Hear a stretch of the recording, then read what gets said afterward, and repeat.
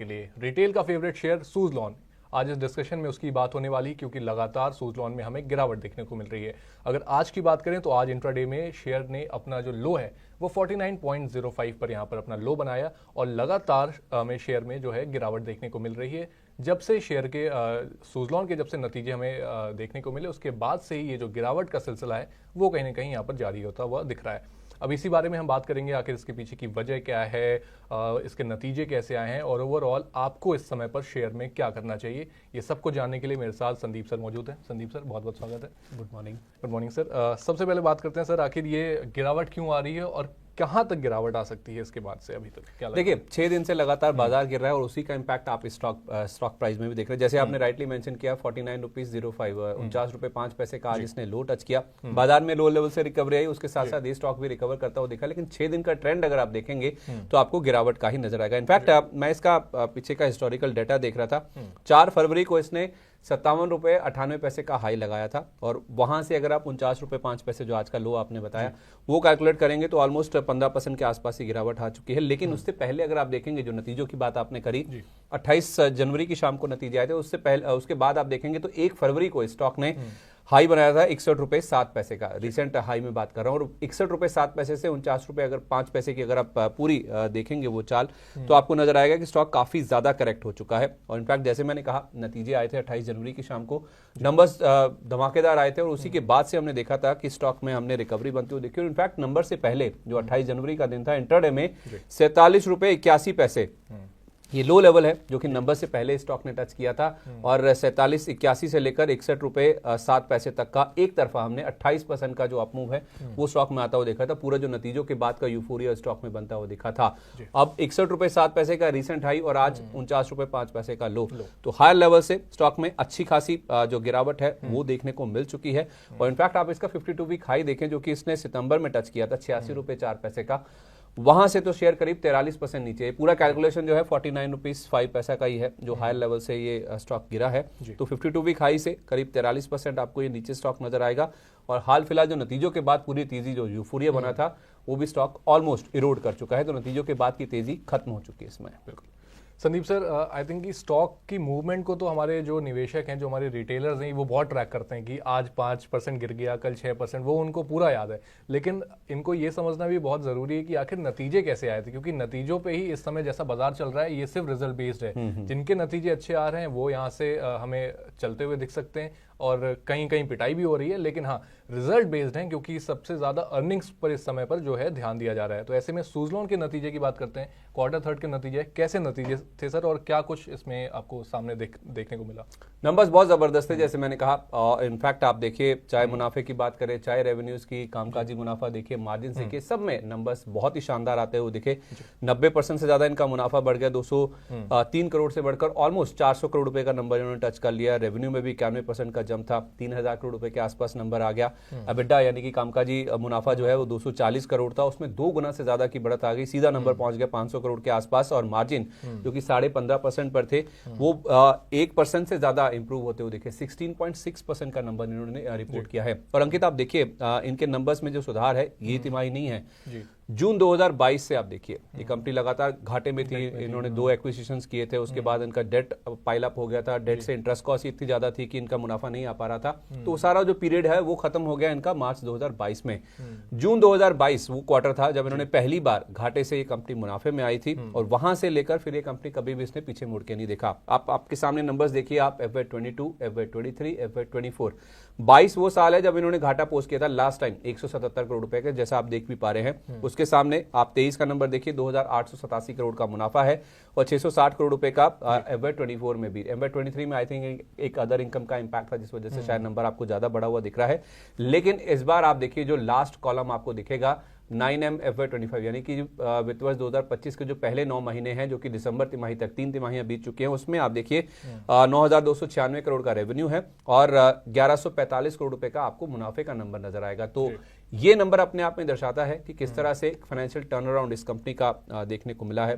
FY23 से लेकर लगातार ये मुनाफे में है और वही कारण है शेयर में भी हमने लो लेवल से काफी अच्छी रिकवरी बनती हुई दिखी। और क्यों बनी है, क्यों नंबर्स अच्छे आ रहे हैं, उसका रीजन आपको मिलेगा ऑर्डर बुक में। बिल्कुल। तो अब ऑर्डर बुक की बात कर लेते हैं सर, क्योंकि अब तक तो कंपनी मुनाफे में है, डेट से अब आ चुकी है, प्रॉफिट करना शुरू हो चुका है, लेकिन अब आगे की क्या रहा है, ऑर्डर्स किस तरीके से हैं और अगले जो आने वाले क्वार्टर्स है उसके लिए क्या कुछ एक्सपेक्ट कर सकते हैं? रिकॉर्ड ऑर्डर बुक पे ही कंपनी बैठी है और आज का ताजा अपडेट ही आपको बताता हूँ। एक ऑयस्टर रिन्यूएबल नाम की कंपनी जिसने पहले भी इनको मध्य प्रदेश में एक ऑर्डर दिया था, वहां से इनको एक रिपीट ऑर्डर मिला है। 201.6 मेगावाट का ये ऑर्डर इनको मिला है और 9 महीने से कम समय में आप देखेंगे रिपीट ऑर्डर में। रिपीट ऑर्डर मिलने का मतलब ये होता है कि पहला ऑर्डर जो आपने एग्जीक्यूट किया किसी भी कंपनी के लिए वो उनको अच्छा लगा, पसंद किया उन्होंने, आपकी जो क्वालिटी ऑफ प्रोडक्ट्स ऑफर किए, आपने जो डिलीवर किए वो अप टू मार्क थे या फिर उनको पसंद आते हो देखिए, इसी वजह से किसी भी कंपनी का रिपीट ऑर्डर आता है। और 9 महीने से कम समय में आप देखिए इन दोनों कंपनियों के बीच में जो कोलैबोरेशन है या ऑर्डर्स हैं वो 283.5 मेगावाट पर पहुंचते हुए दिखे। ये मध्य प्रदेश का ही ऑर्डर है, पहले भी मध्य प्रदेश का ही ऑर्डर था, वहां पे ही इन्होंने एग्जीक्यूट भी किया और उसी वहां पे आप देखिए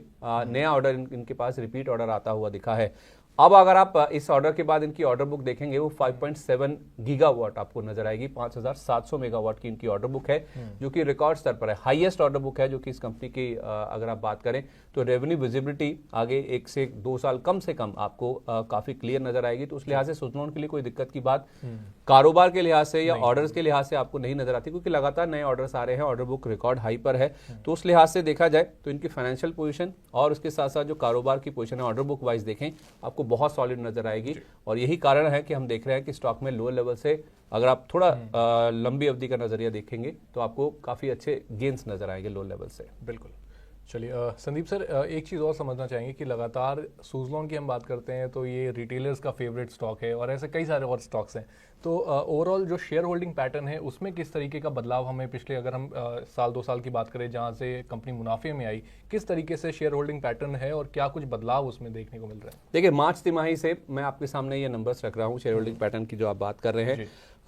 अगर आप मार्च तिमाही से एफआईएस का और डीआईएस का डेटा देखेंगे तो आपको नजर आएगा कि उनमें एक कंसिस्टेंट बढ़त आपको नजर आएगी मार्च से लेकर सितंबर तिमाही तक। उसके बाद दिसंबर तिमाही में थोड़ा सा एफआईएस ने अपनी जो होल्डिंग है वो कम करी है, नंबर्स आपके सामने स्क्रीन पर है। और डीआईएस की जहां तक बात है तो आप देखिए 6.3% का नंबर था पिछले साल मार्च में, वो बढ़कर 9.9% हुआ, 9% के आसपास ही मेंटेन था सितंबर तिमाही में भी। और उसके बाद ये नंबर फिर से दिसंबर तिमाही में बढ़ता हुआ दिखा है। जब नंबर्स आए थे म्यूचुअल फंड्स के नंबर तो मंथली आ जाते हैं, उसमें हमने देखा भी था कि सुजलॉन को शायद दिसंबर महीने में ही इन्होंने ऐड किया है म्यूचुअल फंड्स की ओर से। तो आप देखिए नंबर 9.02% से बढ़कर 9.31% पर होता हुआ दिखा है। लेकिन इसके विपरीत आप देखेंगे तो कहाँ रिटेल शेयर होल्डर 61% होल्ड करते थे मार्च में, वो घटकर 56% फिर 54%, अब उनकी ओर से थोड़ा सा आधे % के आसपास का इजाफा होता हुआ दिखा है। लेकिन ज्यादा इसमें समझने लायक बात यह है कि इसमें इंस्टीट्यूशंस ज्यादा एक्टिव हैं, क्योंकि प्रमोटर की होल्डिंग आप देखेंगे 13-13.25% पर स्थिर है, इंस्टीट्यूशन का एक्शन ज्यादा है। थोड़ा सा आप देखेंगे जो एफआईएस है उनकी ओर से रुझान कम होता हुआ दिखा है, जैसा उनका ओवरऑल इंडिया के ऊपर व्यू है, बिकवाली का वो स्टैंस लेके चल रहे हैं, वैसे कुछ हमने सुजलॉन में भी बनता हुआ देखा है। लेकिन अच्छी बात यह है कि डीआईएस का सपोर्ट आ रहा है और रिटेल की होल्डिंग या पब्लिक की जो होल्डिंग है वो काफी ज्यादा है, वो थोड़ा सा कंसर्निंग फैक्टर है, जिस वजह से हम देख रहे हैं कि स्टॉक नहीं चल पा रहा है या हर हाई लेवल पे एक प्रॉफिट बुकिंग आती है। क्यों आती है? क्योंकि जो भी रिटेल निवेशक या कोई भी निवेशक जिस भाव पे एंटर किया हुआ है उसका जो जहां जहां भाव आ रहा है वो अपना माल छोड़ता जा रहा है, अपनी पोजीशन हल्की करते जा रहे हैं, या फिर अपना भाव आ रहा है वो निकलते जा रहे हैं कि चलिए हमारा घाटा पूरा हो गया, हमने हाई लेवल्स पे लिया हुआ था, स्टॉक आ गया हमारे भाव पे, निकलो बाद में देखेंगे क्या होगा क्या नहीं होगा। तो वो हिसाब से देखें तो जिस कंपनी में भी ज्यादा पब्लिक की होल्डिंग है, ज्यादा रिटेल की होल्डिंग है, उस स्टॉक के साथ कोई भी आप PSU स्टॉक उठा लीजिए, कोई डिफेंस हो गया, रेलवे वाला हो गया या पावर वाला हो गया, उन सब में वही है ओवर जो होल्डिंग है ना पब्लिक की, वही एक दिक्कत की बात है। इसका शेयर होल्डिंग पैटर्न दिखाने का मतलब यही था। इसमें नो डाउट एफआईएस डीआईएस भी है, जो बड़े संस्थागत निवेशक है वो भी है, लेकिन रिटेल की ज्यादा होल्डिंग होना ये किसी भी शेयर के लिए दिक्कत की बात है। हम लगातार कह रहे हैं कि SIPs के थ्रू पैसा आ रहा है, डीआईएस के पास स्ट्रेंथ बनी है कि वो मार्केट को रोक रहे हैं, लेकिन जहां डायरेक्ट रिटेल का पार्टिसिपेशन है या फिर जो ओवर पार्टिसिपेशन है वो एक दिक्कत की बात होती है। और इसीलिए आप देखिए हर हाई लेवल्स पे स्टॉक प्रेशर झेलता है। आज लोअर लेवल से रिकवरी जरूर देखने को मिली है, लेकिन इस चीज को समझना बहुत इंपॉर्टेंट है। आप जब भी निवेश करते, ज्यादातर एक्सपर्ट जो हमारे साथ जुड़ते हैं वो इसी चीज को कहते हैं कि जहां रिटेल की ज्यादा होल्डिंग है वो आप देख के अब एक नया पैरामीटर बन गया है। जब आप किसी स्टॉक को आइडेंटिफाई करते हैं, आप फंडामेंटल देखिए, प्रमोटर की होल्डिंग देखिए, कैश देखिए, बिजनेस देखिए, ग्रोथ देखिए, सब चीजें देखिए, पब्लिक की होल्डिंग या फिर रिटेल की जो होल्डिंग है उसको भी देखिए। बिल्कुल। चलिए अब एक आखिरी सवाल संदीप सर आपसे पूछ लेते हैं और साफ सीधा जो हमारी ऑडियंस है उनकी ही भाषा में आपसे पूछना चाहेंगे कि सारी बातें आपने समझा दी, सब कुछ हो गया, लेकिन आखिर जो मेरे डीमैट में जो शेयर पड़े हैं अब उनका क्या करना है? बेचने हैं, रखूं, क्या करूं sir? Crux of the story है, आप टेक अवे क्या है मेरे लिए? देखिए 29 तारीख को, 28 तारीख के शाम को नंबर्स आए, जैसे मैंने कहा 29 तारीख को सुबह हमारे साथ अविनाश गोरखचक्कर जी जुड़े थे जब हम ओपनिंग बस कर रहे थे, तो मैंने उनसे पूछा, नंबर्स आ गए सर, स्टॉक में लग गया सर्किट, अपर सर्किट लगा और 3 दिन तक अपर सर्किट इसमें लगा, जो मैंने आपको बताया भी, स्टॉक 61 रुपए तक चला गया था और 28 का लो था 48 रुपए के भी नीचे का, तो 48 से नीचे से 61 रुपए की चाल इसने आई थिंक 3 या 4 दिन में ही कवर करी, क्योंकि सर्किट लगे गए 5-5% के। 29 तारीख को जब नंबर्स आए थे तो अविनाश जी ने क्या कहा था? उन्होंने कहा था कि नतीजों के बाद गिरावट पर इसमें आप खरीदारी करें और 2 साल के लिए इसमें निवेश करें, यानी कि पूरा यूफोरिया जो है रिजल्ट्स का वो प्ले आउट होने दीजिए, उसके बाद जब नीचे आएगा तो आप इसमें खरीदारी करके चल सकते हैं। तो अगर आप फंडामेंटल नजरिए से खरीदना चाहते हैं और 2 साल का अगर आपके पास पेशेंस है, इसको लेके छोड़ सकते हैं। ये नहीं कि बार बार आए और सवाल पूछने लगे, अरे मैंने 50 पे लिया था 49 हो गया, 55 पे लिया था मेरा 41 हो गया, क्या करूं?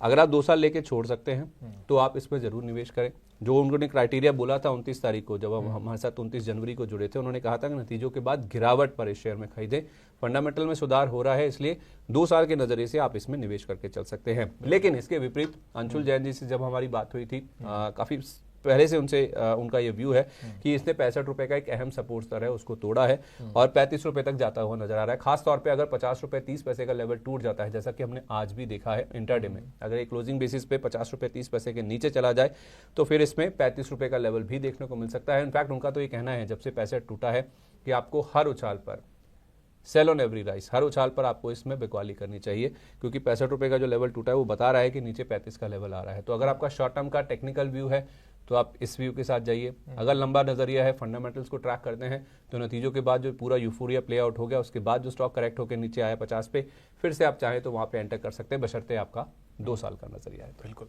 बहुत ही बेहतरीन, मतलब सारी चीज़ें यहाँ पर क्लियर आउट हो गई हैं। फंडामेंटल आपने समझ लिया, कंपनी की ऑर्डर बुक कैसी है वो भी समझ लिया, आगे का रास्ता कैसा हो सकता है वो सब भी हमने समझ लिया।